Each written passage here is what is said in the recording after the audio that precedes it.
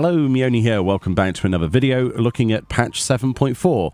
Patch 7.4 added duty support for Dzemael Darkhold, the level 44 side quest dungeon, and Aurum Vale, the level 47 side quest dungeon. This is part of Creative Unit 3's access to duty support being applied to all side quest related dungeons in conjunction with the fact that we already have the MSQ access. If you look at Heavensward, they are planning to add support for the Dusk Vigil in the future, in a future patch, and for Stormblood, the Shisui of the Violet Tides is also being planned for a future update. So in this patch, we got both of the Dzemael Darkhold and Aurum Vale. I did a recording prior to the patch, so we can do a comparison. So let's look at what is exactly changed with these two dungeons going forward. The first real change then that you might notice is that in the first area where we get to a choice of getting a treasure coffer, there used to be a door that would block your access to the treasure coffer just at this midsection here for the Chocobo Stables. The guardhouse never had one, but the Chocobo Stables had a little timer that you had to stand in to actually open the door. That has been completely removed. So if you were wondering if they had sped up the dungeon, this obviously applies to all versions of this dungeon, not just for duty support. Then, yeah, basically no more waiting around for the timer to tick down. You can go straight in here and collect that treasure coffer if you want that extra loot, which is kind of interesting, but it's a shame that we lost the animation for this door opening. It's kind of lost to time. And the same can be said in the main room here as well. So if you remember, if we were to show on the previous footage, there was actually a set of timers that you had to stand in to open the door on the far corner. So this was kind of like a bit of a gauntlet, like it was asking you to clear out this room. You had to go down to like where the crystals were and stand in markers.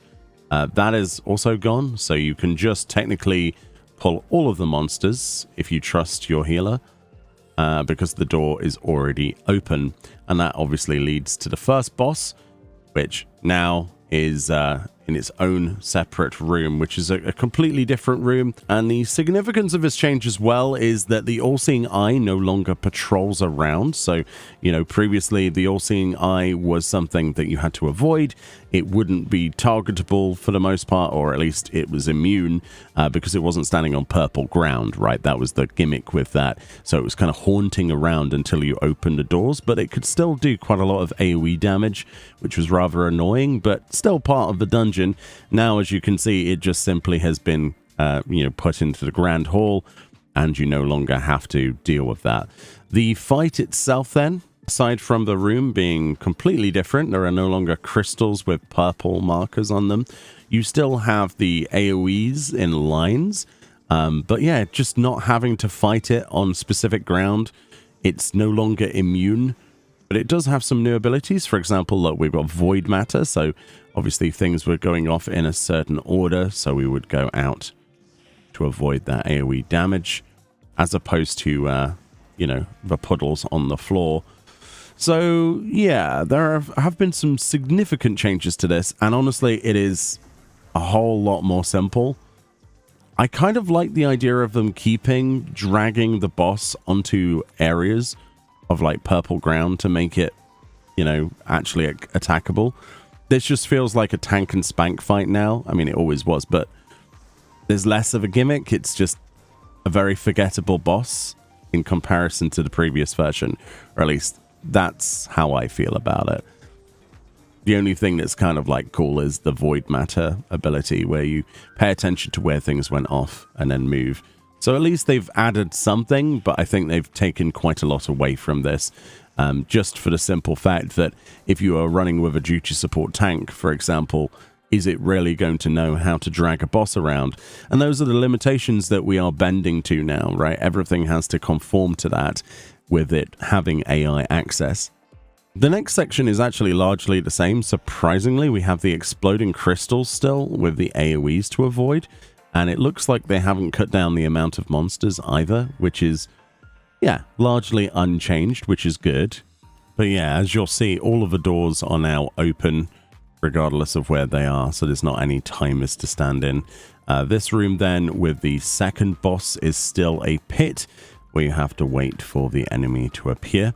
And Towlard then, so is he pretty much the same? So he's got his double smash, which is pretty much the same if I remember correctly. He still summons his friends to come in. Do they also drop AoEs on the floor? Yes, they do. So that's pretty much exactly the same. I don't think there's too much that will... Oh, that's new. I was going to say there's not too much they could have changed, but there's also a second barrage there. With like... Interesting. So they just keep on blasting the floor. Is that the only difference? I don't remember them standing around glowing like that before. That's interesting. But aside from that, this boss appears to be just very tank and spank like it ever was. It was never anything too special, I guess. It's not one I remember. And they do occasionally just throw rocks at you as well. So not only do you have the AoEs, you have rocks. This guy also feels like he's got a lot less health than he used to have. But maybe that's just an illusion. Alright, immediately into the Knight's Quarters then. The map looks pretty much the same. We've got the exploding rocks and the trash to get through. Interestingly enough here, so a lot of the doors were obviously open. This one still has the eye on it. So normally you would have to stand in... so there was a portal over by that Forsaken Soul. And there was a portal over here, right? If I remember correctly. The trash has remained, so I think what they've done is made it so that you are required to just defeat all of the enemies to open a door, as opposed to needing to stand in anything. So it's a very simple change, but one that doesn't seem to have made that much of a difference. So I actually prefer this idea than just simply having the door open. I don't know. I think it's cooler to have some things remain the same. But it does make you think if they can do, oh, you need to defeat all enemies for the door to open here. They could have done that earlier in the dungeon rather than just having all of the doors open. And if we fight the skeletons up here, in theory, so it was just to defeat all enemies rather than standing in timers. Interesting. All right, after the next trash pack, then we're straight into the last boss then, which is none other than Batral. So Batral originally had these crystals that he would channel into, and you had to switch to the crystal to destroy it before he basically gained more powerful from it.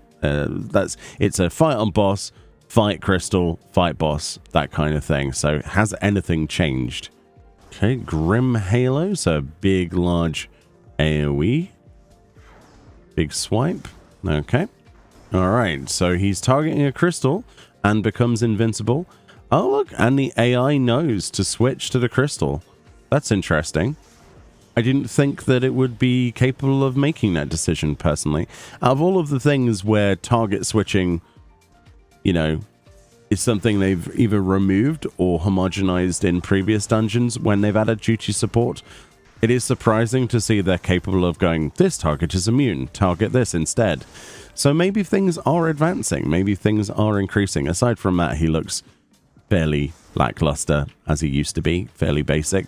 Ah, I see. Now he's casting Desolation, so that's nice. That's still in the game. Okay, and then we get Hellsend. All right, let's see. So he's got his damage up buff. All right, okay. So he's charged up off of the 3 crystals. He's gained his damage up buff. He's doing his Desolations. I'm trying to see if he does anything else, but I don't think there is anything else he does. Yeah, it's just repeating Grim Halo. How much does that hit for, actually? I'm curious. Not a lot. 15% parried, 472 damage. Yeah, I mean, honestly, not a lot has changed to the last boss or the second boss. I think the majority of changes then, all in all, are obviously the Ahriman boss is the biggest change. The All-Seeing Eye is no longer chasing you through the dungeon. You don't have to deal with the floor puddle mechanics because the AI wouldn't be able to deal with those. And yeah, they've changed a few things on the second boss in terms of the AoEs. Everything seems a lot simpler and obviously more streamlined.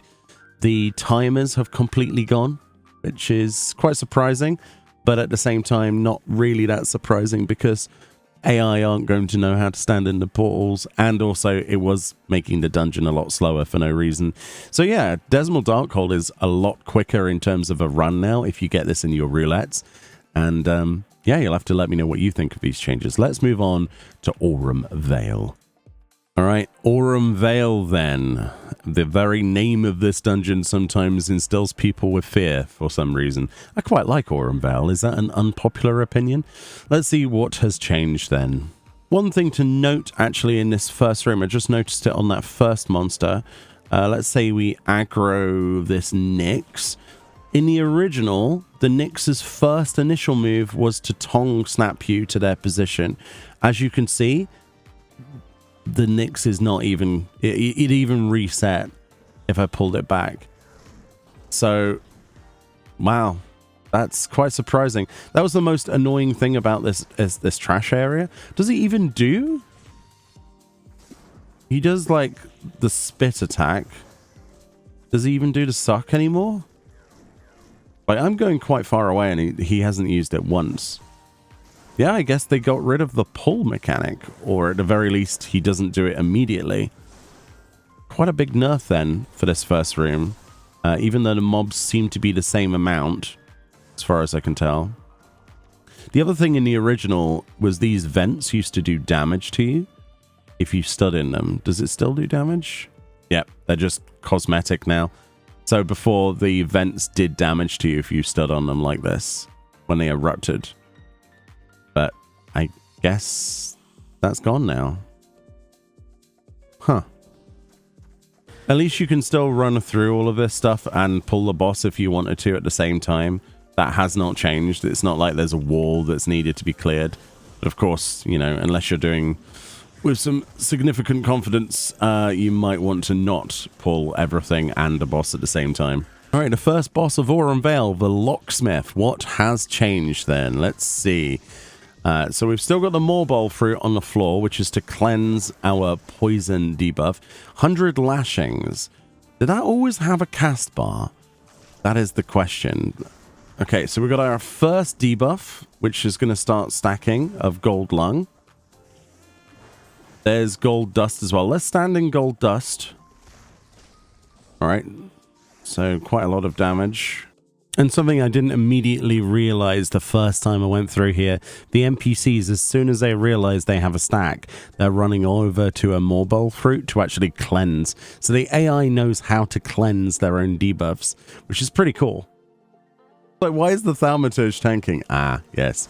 It reset when I came into the dungeon. I'm going to have to slow down on damage. The Locksmith's not doing as much. So let's see. So we use a Morbol fruit, and it gives us Morbid Meal. Queasy from eating Morbol fruit, unable to consume more until the effect expires. So you get a debuff that you can't eat anymore, but you can still, of course, get more gold lung. That's interesting. So instead of you know, using it on like one stack, you might want to wait until you got multiple. Yeah, their damage is insane. Aside from that, I don't think there's too much. And also, as soon as the fight ended, the stacks dropped off that I had. So it seems when you clear the boss, instead of you keeping the stacks, the debuffs of the poison, which normally would happen in Aurum Vale, they just get wiped automatically, which is quite a nice change, actually. So you don't have to run after somebody trying to Asuna them, even though Asuna is, you know, instant cast these days. All right, so this looks pretty much the same. Presumably it's still the gold vine that you have to defeat to open everything up. Okay, more seedlings. Yeah, so the gold vines still open the way, and it spawns more seedlings if you don't interrupt germinate by defeating the little buds. Okay, same as usual. All right, a room before the second boss, coin counter. So let's see. Oh, that is a change, actually. So there used to be basically 2 packs here. There used to be a set here, if I remember correctly. And now there are only 2 packs. Yeah, we've got a Baneite and a Veilbat as one, and then 2 Diamites and a Banemite there. All right, so let's look at coin counter. I mean, I'm not really sure how much more they could nerf coin counter. everything was telegraphed in a previous patch where they updated coin counter. So let's see, is there anything that I noticed that's any different? We got a 10 ton swipe. Yep, telegraphed like it was before. I suppose the vents are a big change for this room, right? Because the vents were also something to avoid. Now they're just cosmetic. Yeah, everything seems as telegraphed as before. I don't think anything really has changed with coin counter. 100 ton swing. Actually, how much damage does this do? Same amount as... Ooh, it does a lot. Okay. Yeah, as far as I can tell, the only significant change with coin counter is with the environment, right? The vents were annoying in the original. All right, the seedling rooms. Oh my goodness. All right, so we've still got the seedlings and the gold vine. 2 gold vines. I think there was always... Oh, actually, no. I think there was 3 gold vines originally. Was there not? Because there was one over there. So no, I was wrong. Actually, prior to 7.4, there was only 2 gold vine, but they were more spread apart. There was more bowl fruit and ads, but originally you had to basically pull the other gold vine down the other side of the room. All they've really done is limited the amount of ads that there are that germinate into more ads, and of course moved the gold vine closer to the other one, meaning that in the modern version you don't actually have to go near those new more bowl fruit, and basically you can cut out quite a lot of the ads required to progress the rest of the way. Okay, the last boss room, Miser's Mistress. I remember this. So very much like the locksmith then, there was more bowl fruit on the floor. And, well, yeah, let's see if anything's changed. I suppose the vents no longer do damage in here either. Let's have a look. So yeah, there's the more bowl fruit just spawning after we've pulled the boss. Vine probe. Okay. That's the same as usual, I think, right? Right, so it's doing its burr burrows, which give us... there you see, it's actually given the buff, and they are eating the fruit. So I wasn't completely insane. They did eat the fruit on the first one. So that's a nice bit of coding, actually, that I didn't expect. That's really cool, actually. So I've got 2 burrs on me now. And of course, the only other change is that we get the debuff, making it so that we can't eat more bowl fruit. So yeah, there really isn't that many changes to Aurum Vale. I think it was already like significantly changed before, though, wasn't it, in previous patches? But yeah, the biggest change to Aurum Vale really has been not as much environmental damage, less pushbacks, less vents, that kind of stuff. So in many ways, it's not really that much different. Maybe some pack sizes have been reduced, but it's largely the same. Anyway, let me know what you think about this. Of course, next on the list, like we said, is going to be Dusk Vigil.